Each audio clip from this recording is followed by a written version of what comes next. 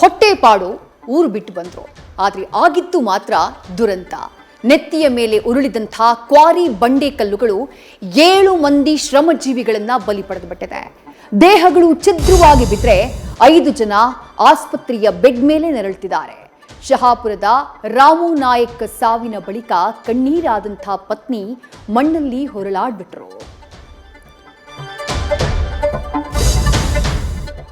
ಮಾದಾಪಟ್ಟಣದಲ್ಲಿ ಕಡು ಬಡತನದ ಬದುಕನ್ನೇ ಜೀವಂತ ಸಮಾಧಿಯಾಗಿದೆ.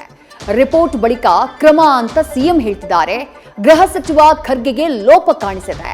ಮೃತರ ಕುಟುಂಬಸ್ಥರಿಗೆ 10 ಲಕ್ಷ ಪರಿಹಾರ ಘೋಷಣೆಯಾಗಿದೆ. ದುಡ್ಡಿನ ದಂಧೆಯ ದುರಂತಕ್ಕೆ ಕಾರಣ ಅಂತ ಹೇಳಿ ಎಚ್ಡಿಕೆ ಕಿಡಿಕಾರಿದ್ದಾರೆ. ರಾಜ್ಯ ಬಿಜೆಪಿಯಲ್ಲಿ ಈಗ ಷಡ್ಯಂತ್ರ ರಾಜಕಾರಣದ ಬಿರುಗಾಳಿ ಎದ್ದಿದೆ. ವಿಜೇಂದ್ರರ ವಿರುದ್ಧ ಒಳಸಂಚು ನಡೀತಾ ಇದೆ. ವೀರಶೈವರನ್ನ ನಿರ್ಲಕ್ಷಿಸಿದ್ರೆ ಫಲವಿಲ್ಲ ಅಂತ ನೇರವಾಗಿ ರಂಭಾಪುರಿ ಶ್ರೀಗಳು ಬುದ್ಧಿ ಹೇಳಿದ್ದಾರೆ. ಅತ್ತ 2028ಕ್ಕೆ ಸಿದ್ಧವಾಗಿ ಅಂತ ಹೈಕಮಾಂಡ್ ಒಗ್ಗಟ್ಟಿನ ಸಂದೇಶ ಕೊಟ್ಟಿದೆ. ಹುಟ್ಟುಗುಣ ಸುಟ್ರೂ ಹೋಗಲ್ವಂತೆ, ಯಾಕೆ ಬೇಕು ಹೇಳಿ?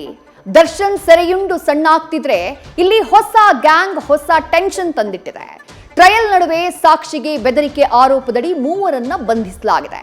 ಈ ಮಧ್ಯೆ ಡಿ ಕುಟುಂಬದ ಜೊತೆ ಧನ್ವೀರ್ ಮುನಿದಿದ್ದಾರೆ ಅನ್ನುವಂಥ ಸುದ್ದಿ ಹಬ್ಬಿದೆ. ನ್ಯೂಸ್ ಫಸ್ಟ್ ನಿರ್ಭೀತಿಯಿಂದ ನಿಮ್ಮ ಪರವಾಗಿ.